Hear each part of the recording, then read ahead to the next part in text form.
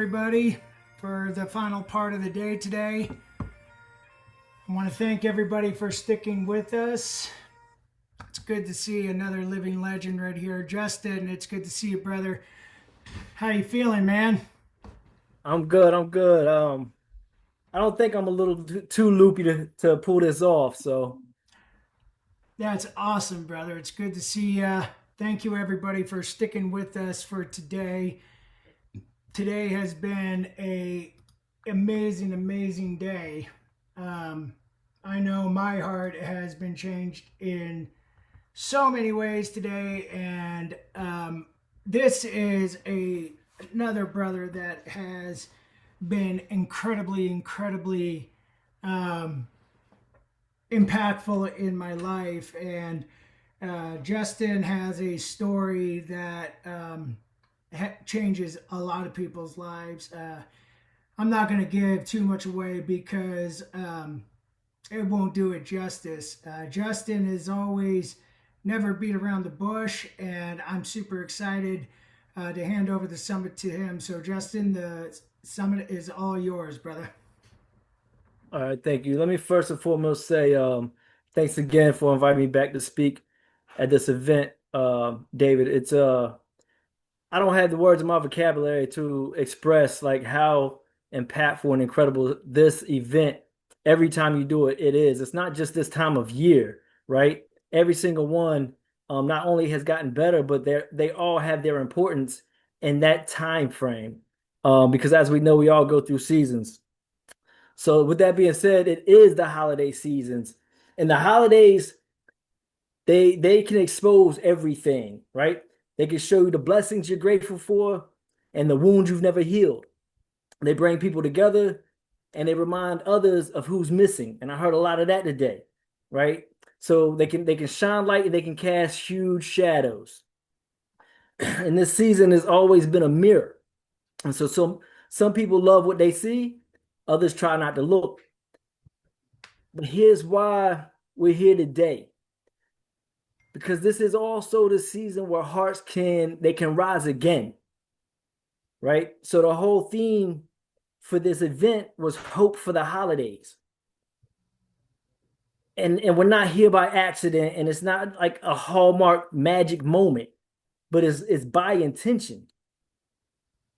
So before we go any deeper, I want you to ask yourself quietly, like what part, say this, what part of me needs to rise again before this year ends? Because we're gonna wake up and this year's over with. And I want you to write whatever comes up. I don't need you to edit it, don't judge it. Just raw, honest truth. There were so many Decembers where I had nothing but concrete walls, steel, and time. Everybody on here, I think most everybody on here knows how much time I've served in prison. I was facing a life sentence without the possibility of parole and was sentenced to 17 years and 9 months. There were no ornaments. There's no warmth. There's no family. It's just the echo of a place built to break you. And in there, the holidays, they're not magical. They're extremely painful, especially for someone who is used to having or being around family and having that those gatherings. My mother and my aunt, they did all the cooking, right? That side of the family is is Cuban, right? So I don't know how much you know about like Spanish origin, but they cook a lot and they're very family oriented. So that's what we did for the holidays. I didn't have none of that in prison. And so it becomes a reminder of everything I can't touch. And there was a year where something I didn't expect to happen, but my heart it started to rise again.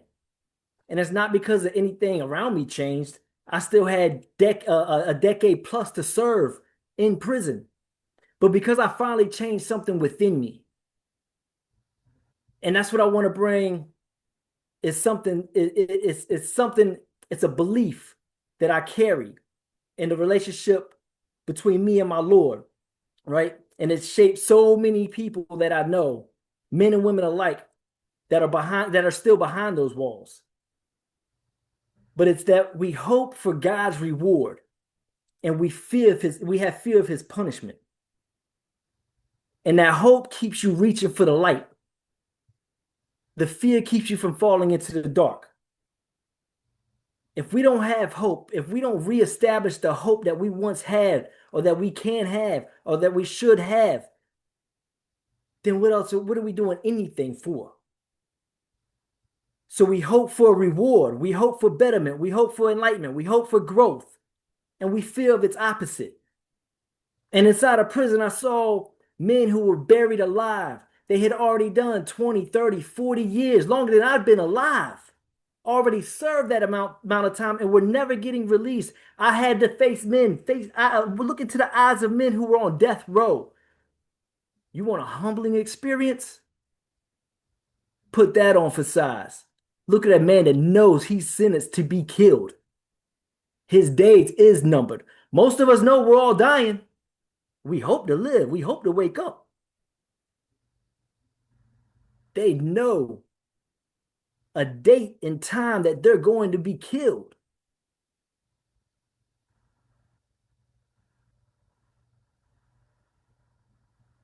And men who they'll just never see the outside world again. And yet they woke up every day with a strength that most of us on the outside here never even touch. So many people, if you look around, this we all know this. I think somebody might have even mentioned it earlier, but we all know this is a time of year where it's very common for people to get real depressed, and it's supposed to be so joyous.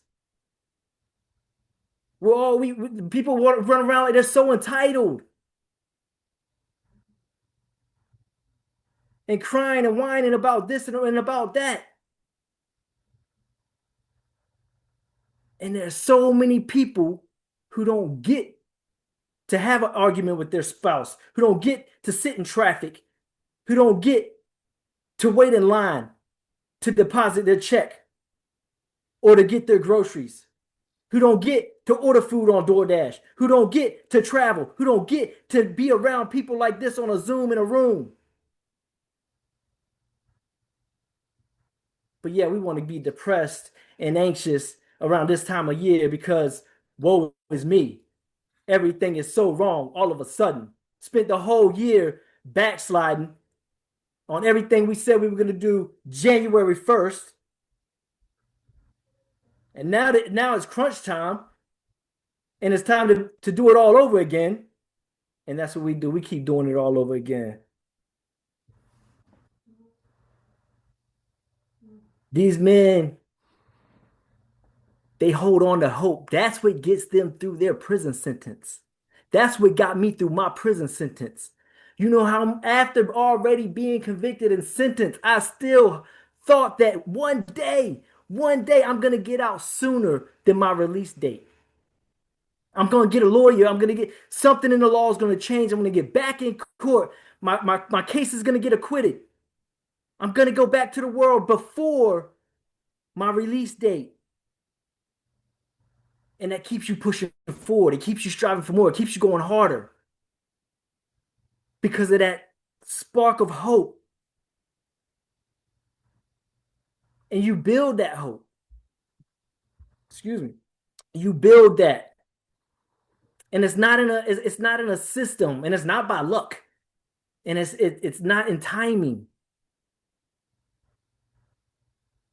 But regardless of your beliefs, it's in the mercy of what you're allotted to do. Hope that our repentance matters. Hope that our growth matters.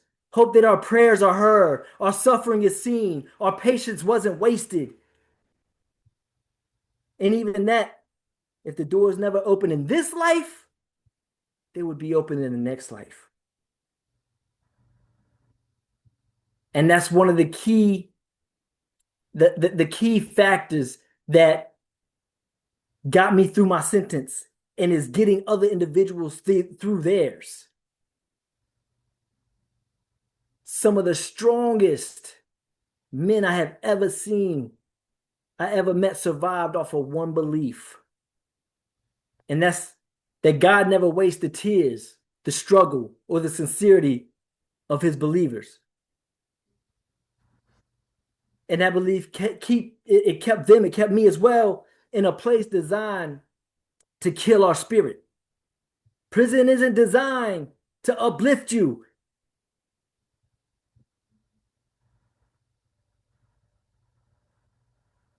I want you to ask yourself this question. Where have I forgotten that God sees my struggle? Write it down and let that truth steady you. Where have I forgotten that God sees my struggle? See, people think hope is supposed to arrive when life gets better. But hope, true hope, the kind that saves your life, it comes before things get better. And paradise is surrounded by hardships, and hell is surrounded by ease. So chew on that for a second. Meaning the path to something good is often paved with pain, and the path to destruction is often smooth. See, that flips everything on its head. Your struggle might be a sign that you're actually on the right road, and that your hardship, it might be the proof you're being shaped and not punished. See, that's what my prison sentence was for me. It wasn't a punishment, it was a preparation to become and be the man that I am today. I didn't get here by accident. I didn't get here by luck. Speaking to you all, traveling to the places that I travel, doing the things that I do, living in the place that I live in, driving the truck that I drive, all of the things that I have. Your discomfort might just be God telling you, I'm growing you. Keep going. That's hope. It's not built in it's not blind optimism. It's obedience when you are tired. It's showing up when you feel empty, especially like that's what everybody right now in this time of year, the majority of people, they feel empty. They feel this void, and we're missing our loved ones that aren't here no more. And I heard a lot of that today. And that's what the Michael Faber, I believe, mentioned how incredible this event is. How David, we all know who David's brother is, and I never met the dude.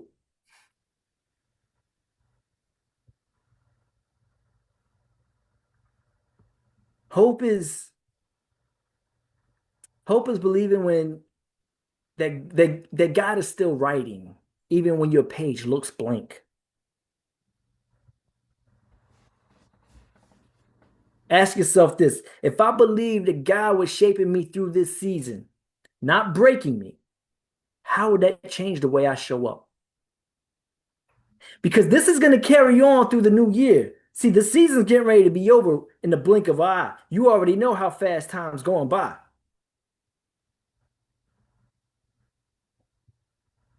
Write that answer and let that shift something inside of you.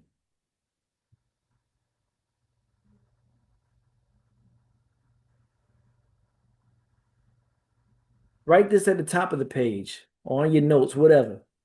Write it in the comments, write it in the chat. I don't care where you write it.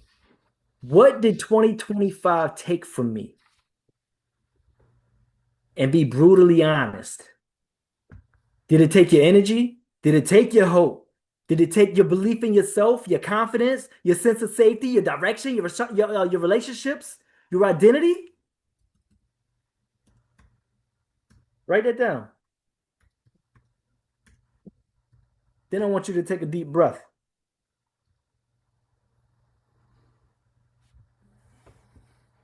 And under that line, I want you to write, what did 2025 give me that I didn't recognize as a gift?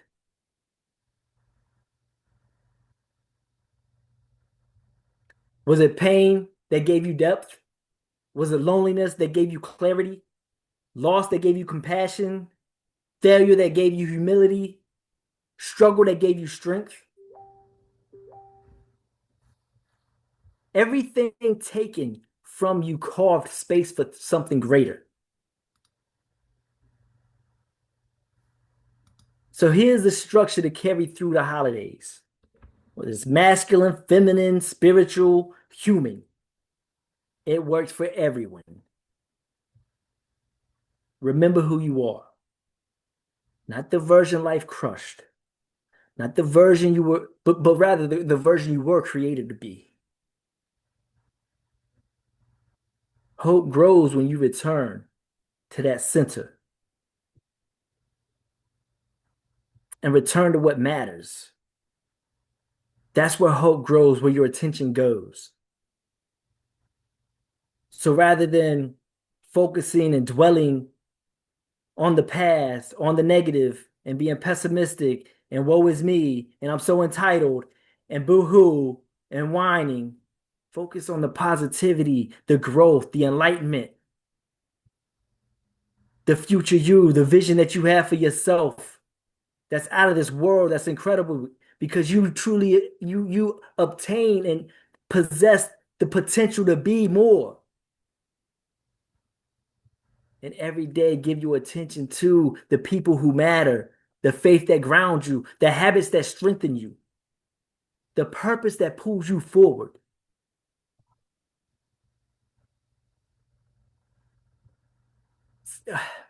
Hope it's not a mood. It's a muscle. You train it through action.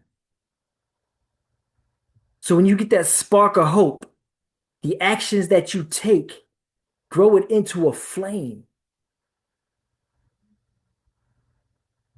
Your choices are the soil that hope grows in.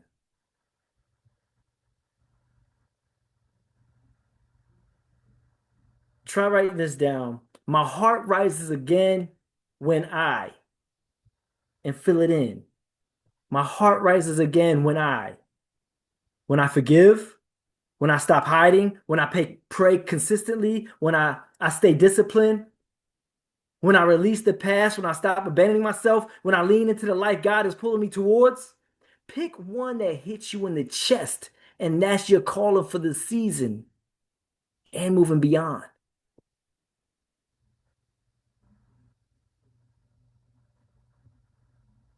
So many people would love to be in your position. So many people would love to be in your position right now.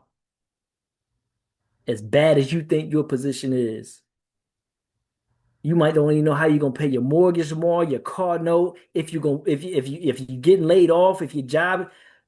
There's so many people that want those problems right now.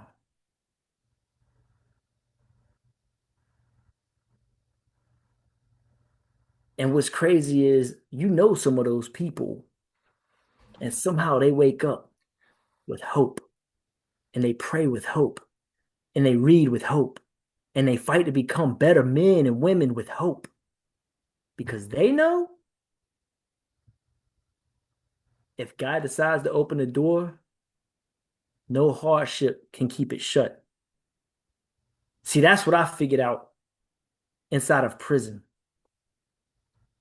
And that if God decides to close the door, no man or circumstance or situation can force it open. So hope, it's not a feeling, it becomes a survival. And if you want to get through this holiday season and moving into the new year and moving and becoming the best 2026, having your best year ever, because that's gonna be the catchphrase, that's gonna be the campaign. Everybody's gonna run it. They're already running it. 2026, best year ever. You can have that. You got to hold on to hope in a place with no sunlight. Hold on to hope with a with the sky over your head. Because there are individuals that can rise in the worst of situations.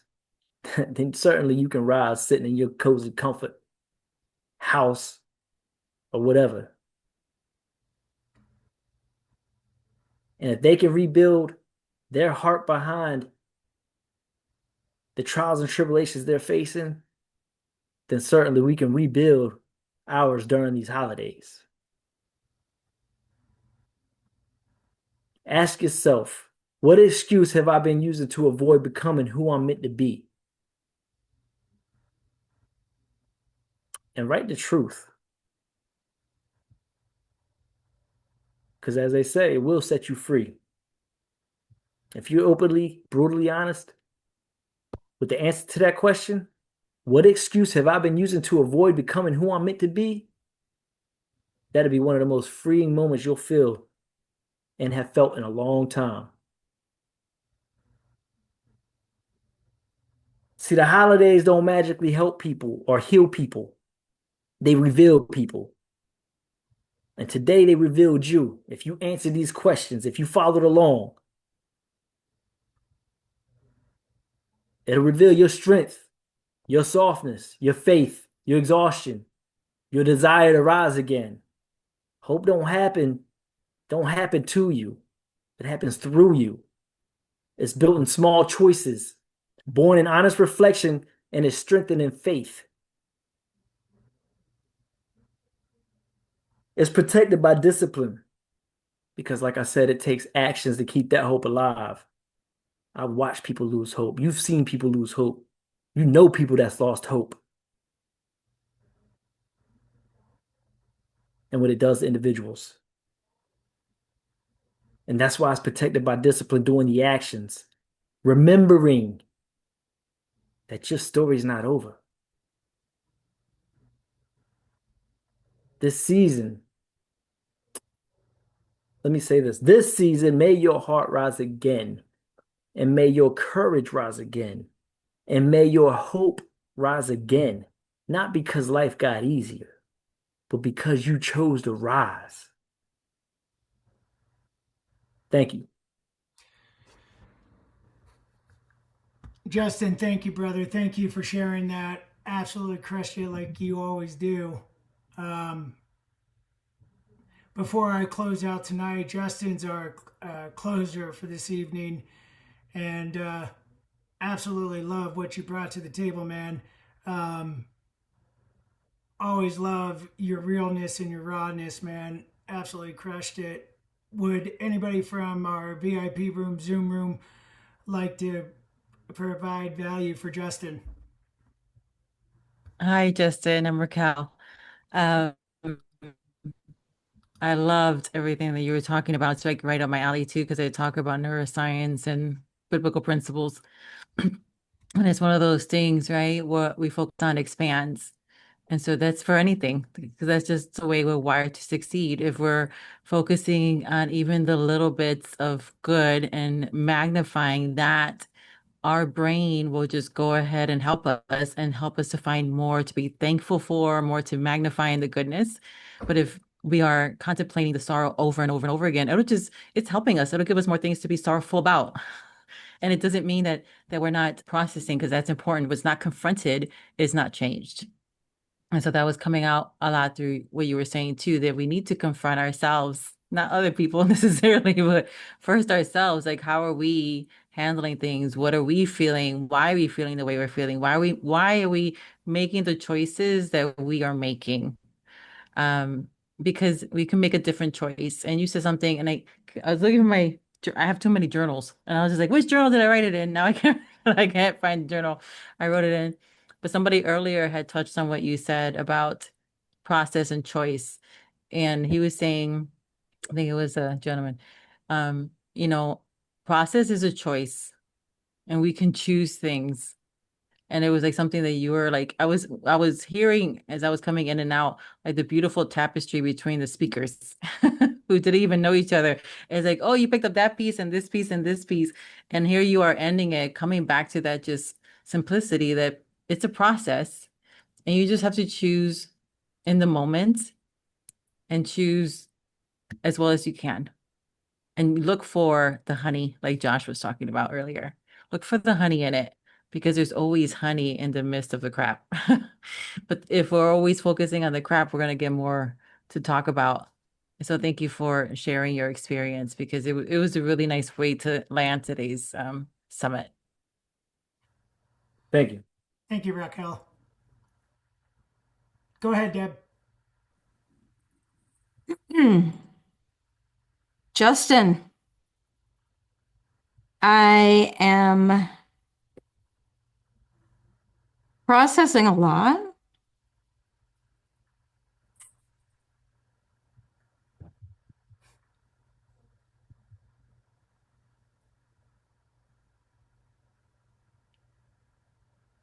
Take your My time. nephew is still incarcerated. 2027, though he's not doing well.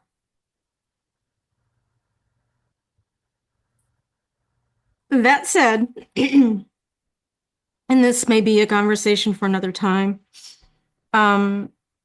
hearing, maybe what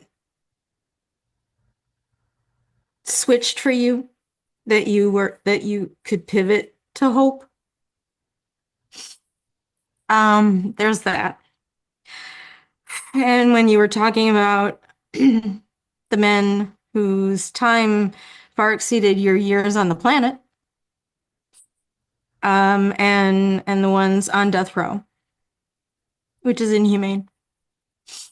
But it made me think grace for most of us is not knowing the date. Hmm. All in all, I'm loving your reality check. And thank you. Thank you, Deb. And feel free to message me, Deb, outside of this anytime to discuss anything in terms of supporting Brett, those who are my incarcerated. nephew, Brett. Yeah. Thank you. One of the things the mountain has taught me is say their name. He's a great resource, just in general, Deb, especially when it comes to that stuff. Justin has been a mentor of mine because I volunteer at the Denver Dream Center for former incarcerated men.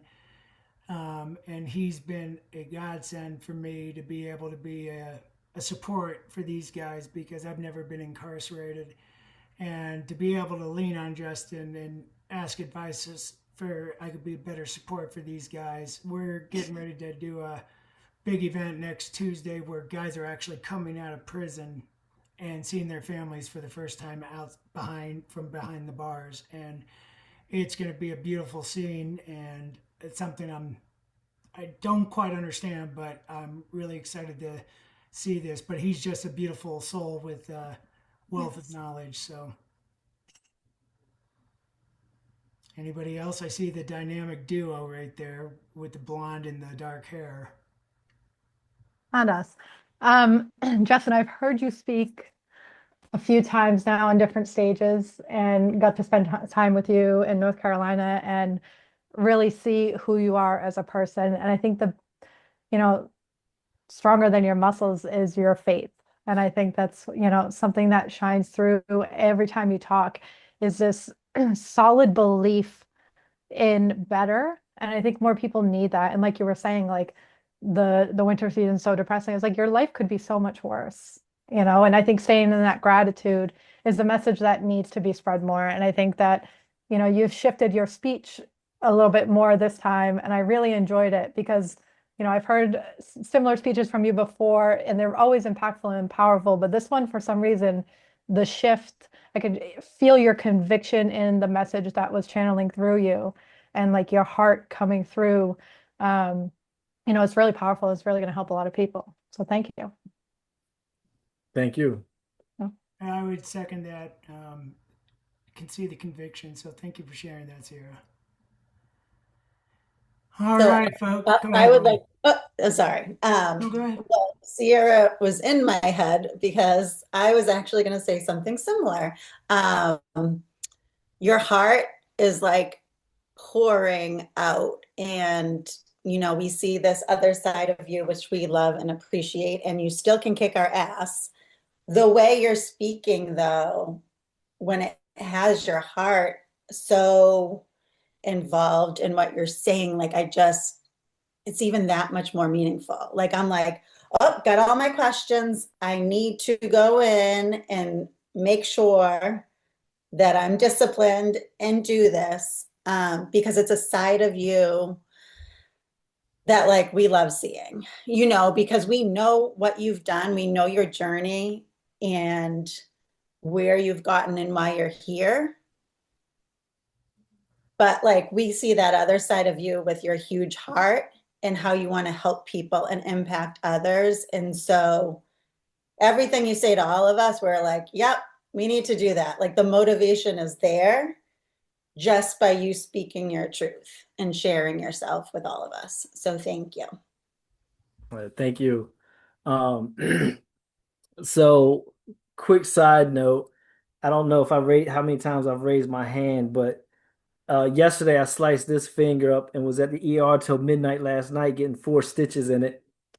And I had surgery at noon this afternoon on getting carpal tunnel on the opposite hand.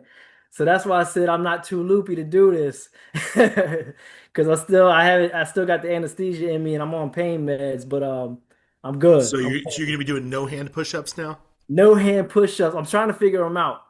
I've been trying to figure them out though. I'm gonna just do a lot of squats, lower body, and abs. That's all I can do. I can't do that with my hands. Oh my So gosh. good stuff, man. Thank you, David, again. Thank all of you for your feedback, for paying attention, for listening, and all of your encouragement and support. And anytime you ever thought good of me or and gave me praise behind my back or even to my face, just know that it's not in vain. And anything good that I said or it came from God. And anything in error or bad, that's of my own shortcomings. Thank you, brother. Of course, man, we've always got your back. And thank you so much for being here with us and for closing out day one of Hope for the All.